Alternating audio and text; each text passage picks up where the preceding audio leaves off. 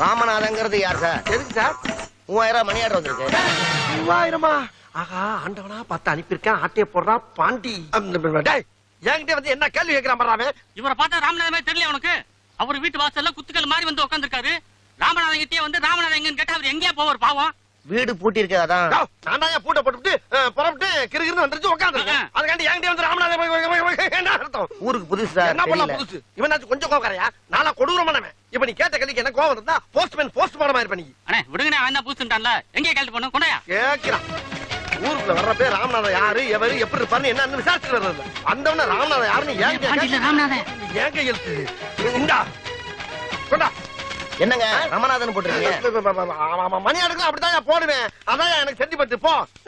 Tips உனக்கு சப்பாரி tips கிட்ட பிச்சை எடுத்துக்கிட்டு டிப்ஸ். இவளுக்கு என்ன கறிஞ்சோறு போடுறது? நம்ம ஒரு ஹோட்டல்ல போய் பிரியாணி சாப்பிட்டு சில்பா செட்டிங்க